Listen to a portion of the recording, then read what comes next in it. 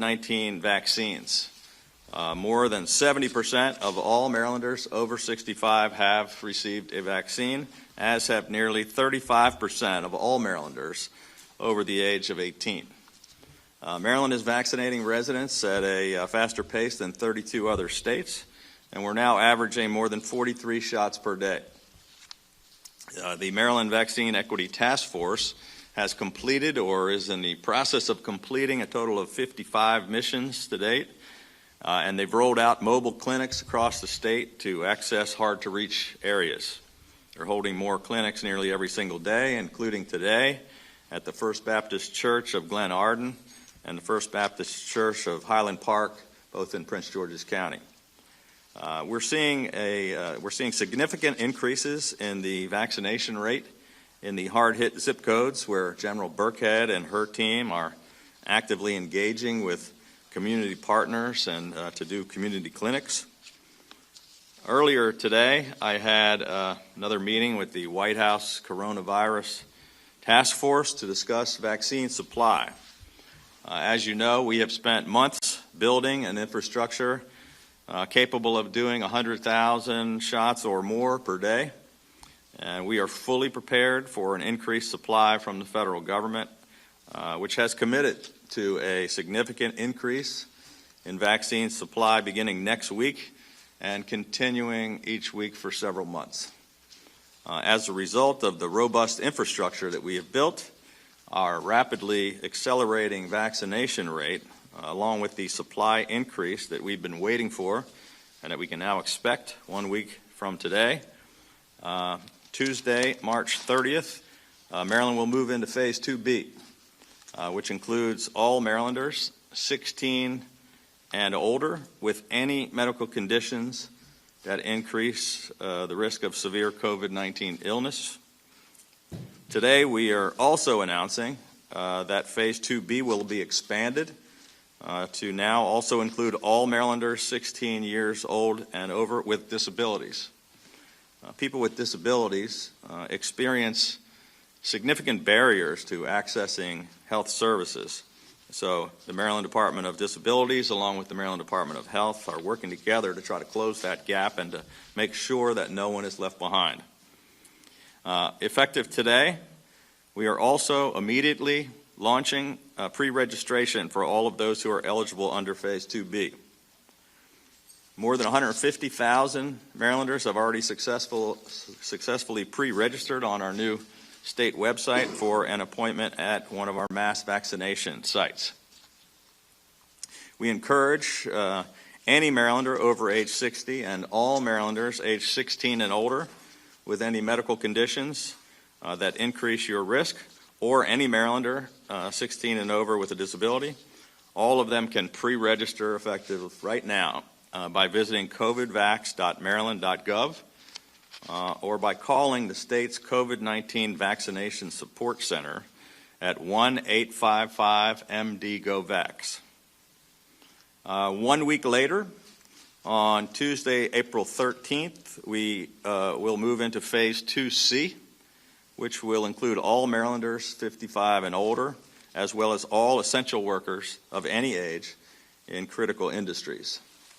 The final phase starts Tuesday, April 27, when we will be fully open in Phase 3, and every single Marylander over the age of 16 will be eligible for vaccination. On Thursday, I will be visiting the state's newest mass vaccination site in Western Maryland at the Hagerstown Premium Outlets. And I want to thank our Health Secretary, Dennis Schrader, Director Eby, and their teams, along with the Maryland National Guard and all of our other agencies in state government and all of our other partners for their incredible efforts to plan, design, build, and launch all of our mass vaccination sites. As a result of all of their efforts, I'm pleased to announce that we will launch 6 more mass vaccination sites in April. The week of April 5th, the Timonium Fairgrounds site, in partnership with Baltimore County, will transition into a state mass vaccination site. That same week, We will also open a new state mass vac site at Montgomery College in Germantown. The following week of April 12th, we will open mass vaccination sites in both Anne Arundel and Frederick County. We will also be opening mass vaccination sites in Howard County and in Harford County in the following weeks, giving us 12 state mass vaccination sites that are all fully operational in the month of April, all throughout the state. We also continue to have ongoing discussions with other counties and other partners regarding potential additional vaccination site locations.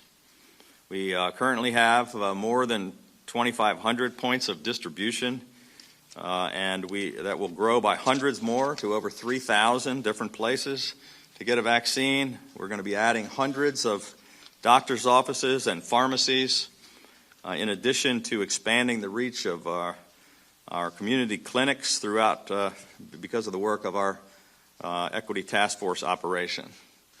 I want to once again strongly encourage all Marylanders to please get vaccinated when it is your turn to do so. These COVID-19 vaccines are proven to be safe and effective, and they're administered under medical supervision, and getting vaccinated is absolutely vital to stopping the spread of COVID-19 and to returning to a normal life once again. More than 400,000 Marylanders have been infected by COVID-19. More than 36,000 of them have been hospitalized. And sadly, as of this morning, more than 8,000 Marylanders have died from the coronavirus. But each day truly is now bringing us one step closer to that light at the end of the tunnel. At this time, I'm going to turn it over to a great advocate for the disabled community, Secretary Carol Beatty of the Maryland Department of Disabilities, who's going to share more on our initiatives to vaccinate Marylanders with disabilities.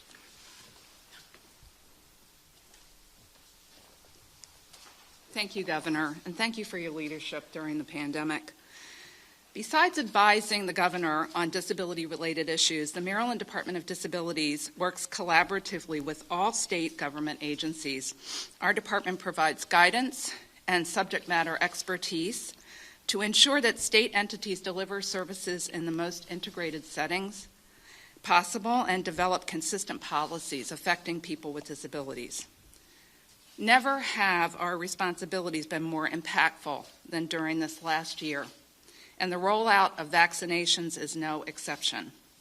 Thank you, Governor Hogan, for recognizing the increased risk of people with intellectual and developmental disabilities, or IDD, and placing them in Phase 1B.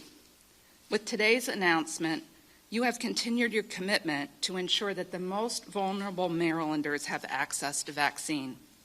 This decision impacts and affects Marylanders 16 and older with disabilities who receive supplemental security income or Social Security disability insurance, and an array of long-term services and supports that are provided through the state's Medicaid waiver and state plan service. Research shows that non-elderly people with disabilities who receive long-term supports and services in settings other than nursing homes face similar COVID-19 risk factors compared to people in nursing homes. Like those in nursing homes, many people with disabilities rely on the close physical proximity of caregivers for their daily needs, which limits their ability to adopt preventative measures, such as social distancing. Today's announcement of the inclusion of a broader group of people with disabilities in Phase 2B addresses the equity concerns for people with disabilities. The individuals included in today's announcements represent some of the poorest and hardest to reach in our disability community. And this works with the efforts of the Equity Task Force to ensure that all Marylanders are encouraged and supported to get vaccinated. Speaking to Marylanders with disabilities, when it's your turn, please go get the shot. At the mass vaccination sites, the Department of Disabilities is working with the Maryland Department of Health to make sure that reasonable accommodations are available to serve your needs. For those who find it challenging to get to the mass vac sites, The department is also working with the Maryland Department of Health, local health departments, and community organizations throughout the state to create pop-up clinics to expand opportunities for individuals with disabilities to get the shot. The vaccines are safe and effective, and they are the key to ending the pandemic. Again, I thank you, Governor Hogan, for ensuring that all Marylanders, including those with disabilities, have critical access to vaccinations.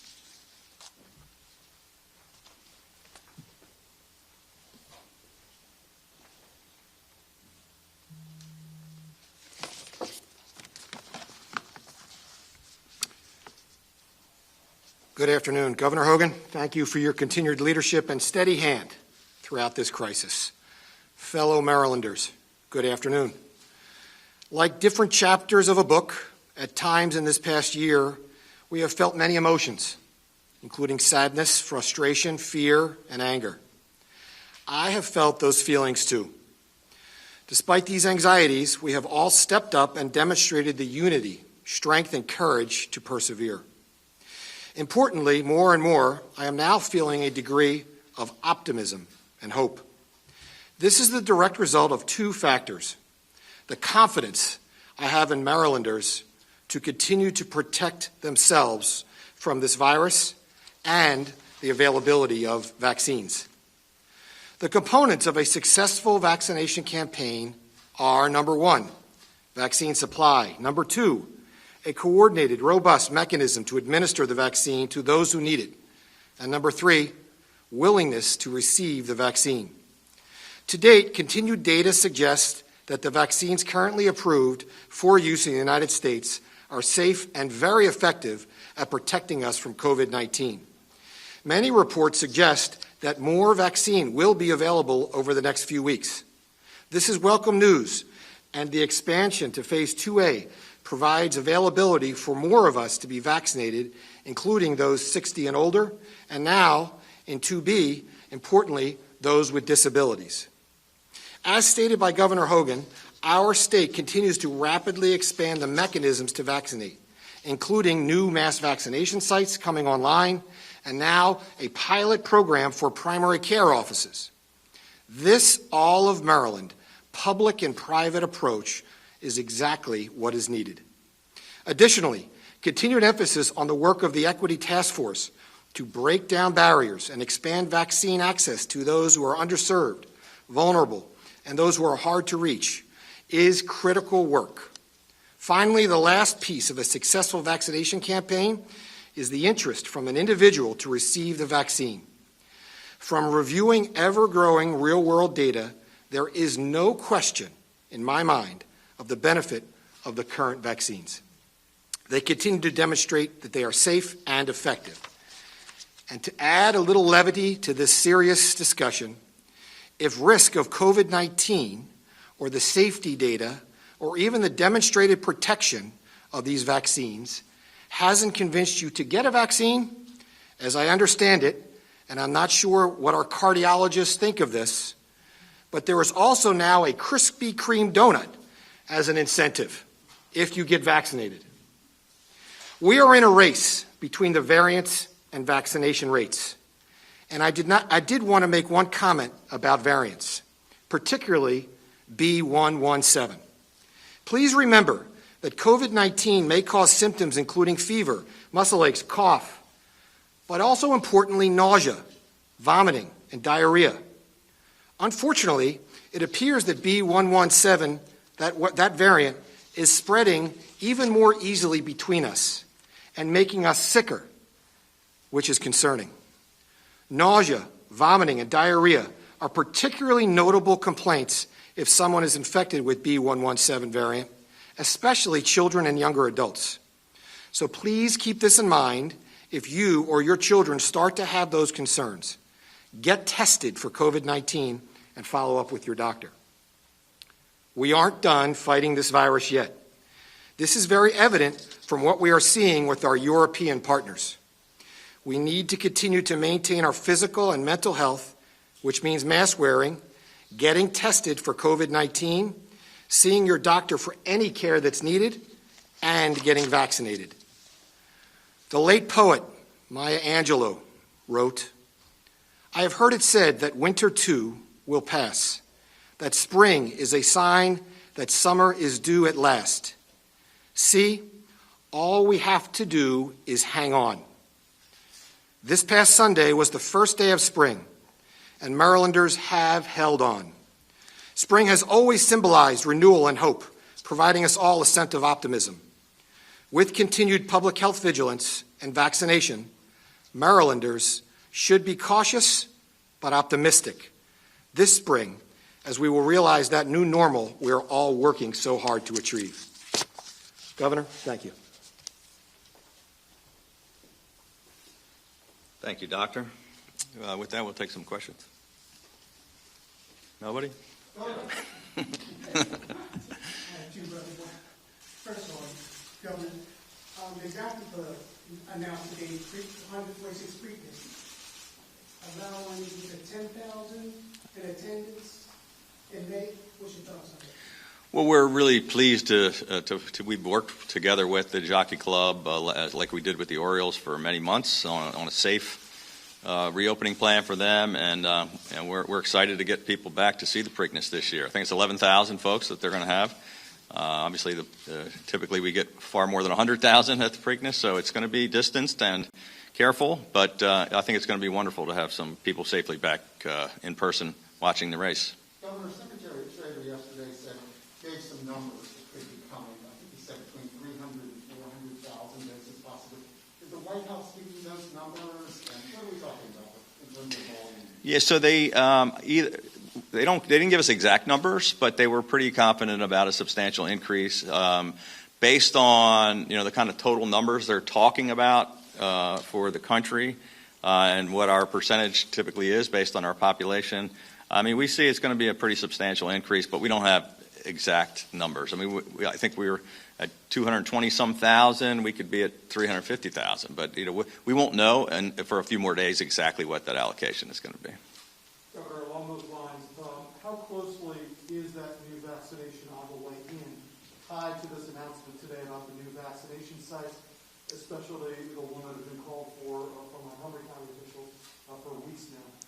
Well, we've obviously been in discussions with all of these locations. It takes an awful lot of work, and Chaz here has been leading the team at MEMA, but working together with health partners, with all the agencies and state government, with our county partners to try to be ready and to study where they should be and what it takes to get them open. But you can't open them without the vaccines, and so the timing of this is very closely aligned. A lot of work took place before today's announcement. But before we knew what we were told today by the White House, we couldn't be positive that we don't want to open a mass vac site with no vaccines. So the supply is coming, and we will be as prepared as anybody in the country. We're hearing that some D.C. residents are being able to get vaccinated at some of the mass sites, particularly at NSD Stadium, and wanted to find out what is happening, or the cancellations, and anyone is open to be able to be vaccinated there? Well, so they are federal assets. They don't belong to us by federal law, where we can't make them exclusively for Maryland residents, but it's on a very small number. But we're getting Marylanders vaccinated in D.C. and Virginia as well. So 99% of our vaccines are going to Marylanders, but in certain cases, particularly people who work in Maryland but live in D.C., we have a reciprocal agreement between Maryland, D.C., and Virginia. I think they did 8,000 of our workers who live in Maryland but work in D.C. hospitals early on in the pandemic. So there's cooperation, but the vast majority of our vaccines are going to Marylanders. Governor, you mentioned that the mass vac sites, the new ones, will operate through April. I guess it doesn't mean they're going to end at the end of April, but do you have sort of a time frame in mind now? We hit 25% of Marylanders with the first dose. You're getting 300,000 to 400,000 or thereabouts. And you have these clinics. Does it seem to you like this effort is going to be substantially wrapped up? Well, there's no question. The only reason I hesitate to give you the exact time frames or numbers is because we're relying on kind of constantly changing information from the federal government. Today was a very hopeful call that next week they're going to start, that the week after that we should hopefully expect to see more, and that they envision this continuing with real big numbers of J&J starting to come online, and continual increases with Pfizer and Moderna. So, we'll get them done as fast as they can get them to us. And we're ready to do far more than we have, and they're promising that they're on the way. It's like the cavalry is finally coming to our rescue, and we're going to be prepared. Does it seem like the end of April you could substantially have Maryland done? That will have, the president's goal was to open up eligibility by May, and he said finish by 4th of July. We'd like to be ahead of that time frame, and I'm hoping that we can get the vast majority of them, as long as we get the supply. With the infrastructure we have in place, which I think we're ready to far outpace most other places, we'd like to get as many as we can done April and May. Governor Hogan, Maryland was one of the first states to really track the variants. Yes. And set up that program. And I know overseas, especially in Germany, there's a concern that the B117 is about to overtake the initial virus, and kind of two pandemics at the same time about to converge.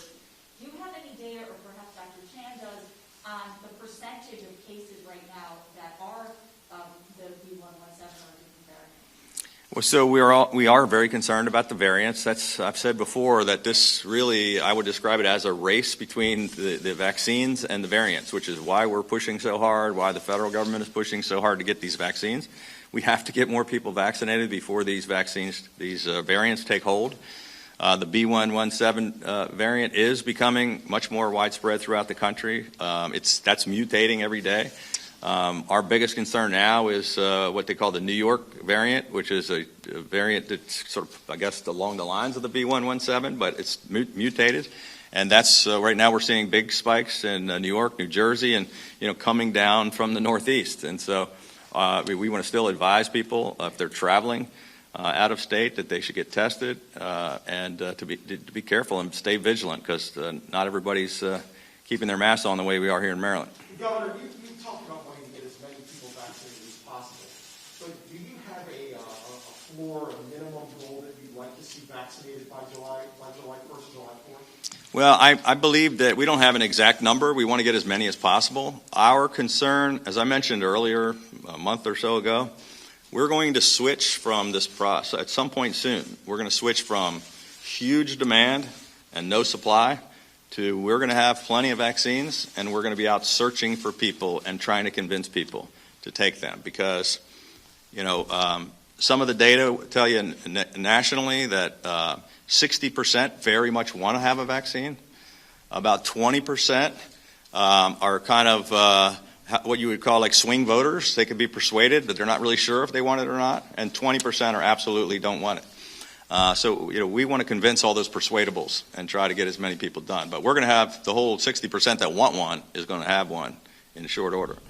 In a week, less than a week, we're going to start vaccinating with underlying conditions. What specific underlying conditions are going to qualify here? I don't think it's been exactly spelled out. We're following the CDC guidelines, so it's very clear. We didn't make any deviation from that. These are the recommendations of the federal government.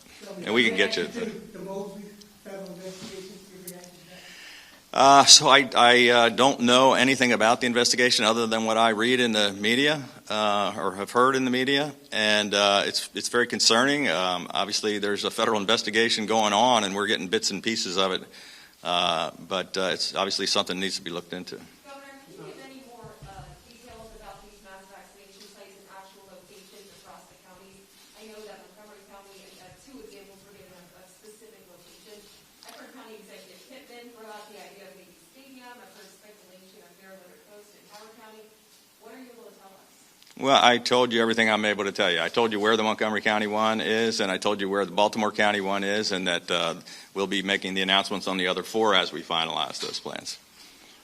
I want to ask you about Colorado, Governor. As you know, in the last 2 weeks, the country's been engulfed now in another spat of mass shootings. Today, the Senate Judiciary Committee is holding a hearing on two pieces of legislation that's already passed the House, but yet the political divide between the Democrats and Republicans seem as wide as ever. You often talk about ways forward, about people coming together.